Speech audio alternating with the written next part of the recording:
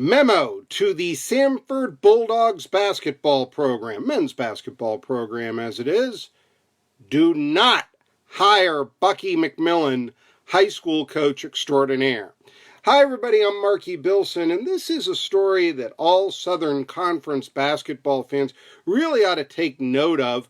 In fact, one could argue that the Samford coaching job right now is the biggest vacancy in college basketball. Right now, Tarleton State needs a coach. They're coming into D1. Air Force, that's probably a bigger program than Samford, but still, you're just not going to win there. Alabama State and Alcorn State, that's who is out there that needs college basketball coaches. Rick Pitino, of course, was hired by Iona. That was the big name coaching hire of the basketball offseason. What with the COVID-19, Chinese virus, coronavirus, it's just that college basketball programs aren't hiring or firing their basketball coaches, instead opting to go one more year or so. And I've mentioned before how I think for East Tennessee State that's a good thing, because it means then that Steve Forbes stays through 2021 guaranteed, and then he's 56 years old, which is kind of long in the tooth for a major program to want to look for a coach. Regardless, let's talk a little bit about Samford's coaching search. Bucky McMillan has become something of a front runner. Now, Samford is a very tough place to coach, I think, in both football and basketball, and I'm going to tell you why. There may not be a Division I program that gets less media attention than the Samford Bulldogs. And I mean this in both football as well as basketball. I think I gave them more media attention when Devlin Hodges was going for the FCS passing record for total yards than anybody else, really. So here we go. The Samford Bulldogs are not covered by AL.com, in other words, the Birmingham News. Modest coverage. I once talked to Samford and they said, a few years ago, one of their writers came out to cover a game. Analysis, just go look for Samford basketball coaching search. Very little written about it. And so it's difficult then for them to get any kind of publicity. Now, they just fired Scott Padgett. I wasn't surprised that happened. He was 10-23 last year, coached there 6 years, did the former Kentucky star Padgett, only had 2 winning records. There was a nice 20-14 season there, but that was not enough to sustain him from 3 years ago. I think the most memorable moment for Scott Padgett was when he told all of us in the ETSU media room how big and strong he was. This was a situation where he had, in a game against ETSU, he had started arguing with officials, and one of the officials came to him for the argument, stood, I guess, in what he thought was his space, and he took to him and said, "Are you stepping on me?" Which became a t-shirt and all this. Again, that's what's memorable about Padgett. That and all the players that transferred away to bigger programs from Samford. So it's a very difficult place to win. So I know what they're thinking. This Bucky McMillan, hey, down there in Alabama, he's won 3 straight titles, state titles at Mountain Brook in Alabama. It's a large high school. They've played for 6 of the last 7 state championships. That's fantastic. If this 35-year-old coach, who's well known for coaching defense, Bucky McMillan, can come to Samford, what a coup. He's an up-and-comer, right? Except for this. He's a high school coach. And I think that's why they didn't pull the trigger on it. Because, let me just explain this. I have no problem with a high school coach wanting to be a college coach or a professional coach. Hey, look, I want to get out of this room and back onto a radio station. We all want to grow. But there's a natural progression to these things. Bobby Knight started as a high school coach. Yeah, right out of Ohio State. He got a high school coaching job at Cleveland and all, outside of Cleveland. And then after a year decided, you know what? He joined the Army. got on the West Point staff there with the Army cadets, soon became the head coach. They saw they had something, and Bobby Knight's legend was established at Army when a team that by rule couldn't have any players that were taller than 6'6" led the nation in rebounding. That's how good they were fundamentally, and that's where the legend of Bobby Knight grew. Well, I mean, great, but don't you see he had to serve an apprenticeship just to go by that military mark? Bucky McMillan, going from high school coaching ranks, even as a successful coach, to the college ranks, that's like being promoted from sergeant to general. And it just doesn't work. I'm going to give you some examples here. Now, historically, and I'm going to throw a few football examples in here. We all know Jerry Faust, Notre Dame. Jerry Faust, check out his record at Moeller High School. It's incredible. You can see why they said, well, maybe in all this. How'd it do? Notre Dame, when he was hired around 1980, was one of the strongest college football programs in the country, and then they became known for going 5-6. Notre Dame didn't used to go to the minor bowl games. They thought it would be nice for Jerry Faust if he could go to a bowl game, and that's when that tradition stopped. Bob Wade, a former Pittsburgh Steeler, who became a successful high school basketball coach, he then went to Maryland right after the Len Bias tragedy. Admittedly, that was a tough fit, but he did not win there.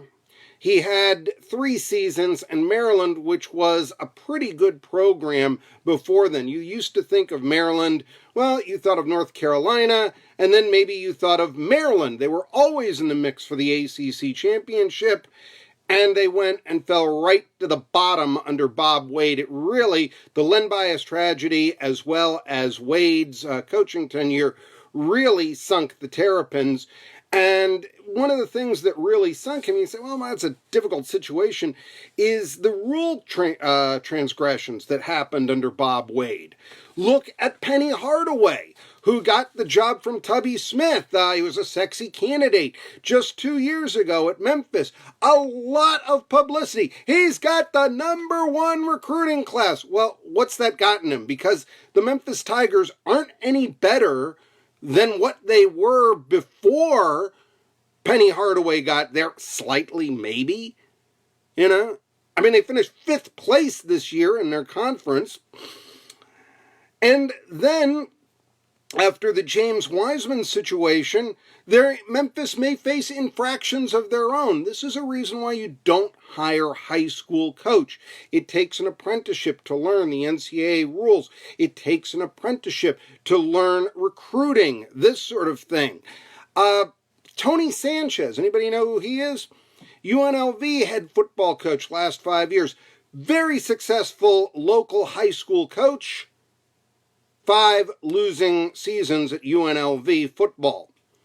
And UNLV football, really, you get the idea, as much as Las Vegas is growing and all of this, why doesn't UNLV football win more? Isn't that where Randall Cunningham came from? Didn't John Robinson used to coach?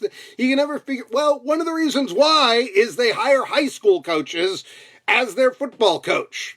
Yeah, makes it difficult to get attention when that's the commitment you're giving to your program. Got to ask yourself this when you're looking at a coach.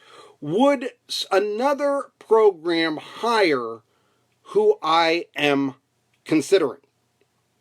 Always got to look at that. Give you this example. If the Idaho Vandals, just to choose a team out of nowhere, the Idaho Vandals said, you know what, we need a head coach, and we're going to hire a high school coach out of Alabama, do you think the Vandals fans would put up with it? I don't care how successful McMillan is. Absolutely, it's why would they look at him? He is local and successful. And usually, a lot of times you can see this, well, he's winning in our backyard, or he's in our backyard, and it just doesn't work. An example that comes to mind years ago, about a generation ago, Duquesne hired Danny Nee as their head coach. Why? Well, he was at Robert Morris. He had been fired from a successful tenure at Nebraska, needed a job. He's at Robert Morris. He went 7-20 his year at Robert Morris. Didn't matter. Duquesne was hiring him. He was local now. And so they hired him off of his record at Nebraska. Nobody else, no other program in the country, at program outside of Pittsburgh would have said, yeah, that 7-20 coach at Robert Morris, let's bring him in. Nobody would have done that except Duquesne. Danny Nee had a very positive attitude. He also had a 3-victory season one year. It just doesn't work. And that's what I think you look at with Bucky McMillan, and I think that's why they haven't pulled the trigger on this. Again, Samford, very difficult place to win. You're always overshadowed by not only Alabama and Auburn, but UAB as well. But to go high school coach, look, there are a lot of good assistants out there. If you wanted to go local, what about a John Schulman? He's right there at Alabama Huntsville and took the Chattanooga Mocs to the NCAA tournament, right there in the same conference and all that. What about a Murray Bartow, who is familiar with the Southern Conference after his tenure at ETSU? What about, if you're going to look local, you start thinking about this. What about the assistants in the Southern Conference, say a B.J. Mackey, and you understood why Mackey, being a former South Carolina Gamecock, interviewed for the Wofford job last year, that he might not, let's say, be a candidate then at Samford, but he's a good assistant at the Southern Conference champions. Same thing, Jason Shea under the Steve Forbes banner and all this. It would seem to me that those would be better coaches, assistants from successful programs within the SoCon than a guy who really is going to be learning his way about NCAA rules and all this, no matter how successful he was in high school. And also, he's successful, and it sounds like a good thing, because he's a good defensive coach. Now, there's nothing wrong with that. It's kind of the opposite of what VMI and the Citadel try to do in the Southern Conference. But still, that's the sort of thing of, we're going to try to win, but not with the players, not with the best players. We're going to try to win with the system. I guess it's as good of a strategy as any at Samford. But again, there's just so much of a bigger level that you have to do it on. Yeah, it's just not right there. So, again, for the Southern Conference brethren, they may be saying, hey, high school coach, 2 easy victories for Samford. Don't think that way. When you're looking at a situation with the Southern Conference, as I said before, you're only as good as your weakest link. And if you're going to grow as a conference, if you're going to be a 2-bid league, you need the Citadels, the VMIs, the Samfords to really start being very competitive, and they haven't been. And so therefore, hiring high school coach, well, let me put it this way.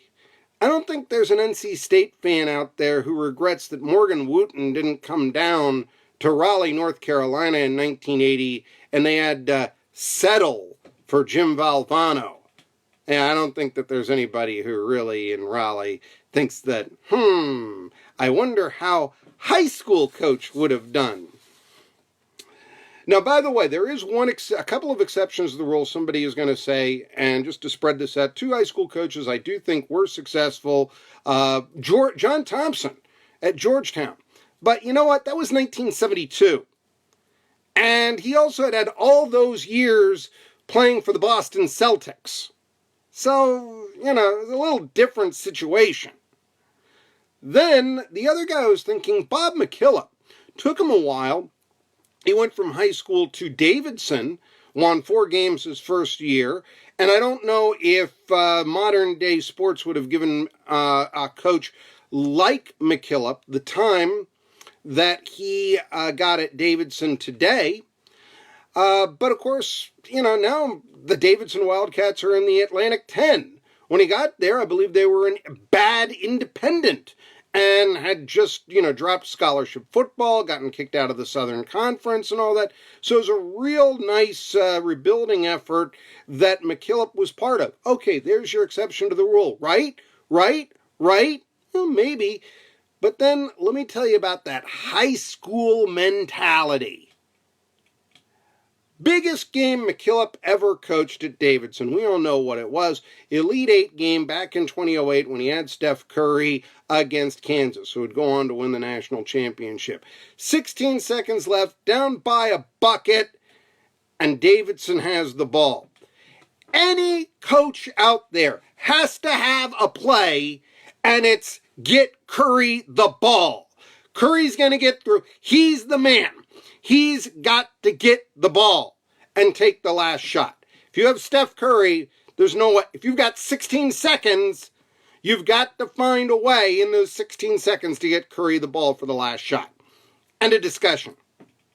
But it's that high school mentality, right? We're all playing as one. We're a team. And Davidson slowly took the ball up the court and let another player take the last shot, and it wasn't successful. See, that's a high school mentality. Going back even, from 20 years or so with McKillop. And, in the biggest game he ever had, they didn't win it. And I really think that if Davidson had won that game, if Curry had been able to take the shot, I think the Wildcats would have gone on to win the national championship. My opinion, very strong, I feel that way. By the way, as talking about You're Only As Strong as the Weakest link, I want to give a credit to Virginia Military. Dan Earl getting an extension, 2 years. He won 9 games with the VMI Keydets. If there's a place that's tougher to win than Samford, maybe VMI, despite their success in the mid-'70s, but that's a long time ago. But that's why VMI loses. You've got an extension to 2023. That means he's got 3 years on his contract. Who are you recruiting in? JUCOs? I mean, come on. You always have to give your coach 4 years. It's just the way if you're going to recruit, you got to give them, and you want 4-year players, you got to give them 4 years. It's that simple. So, what looked like a good story, it's, wait a minute, does he have the full backing of the administration there at VMI and all that? Okay, folks, this is what I want you to do. You're watching, some of you on live on Facebook, but a lot of you guys are going to be watching this when I save it and record it.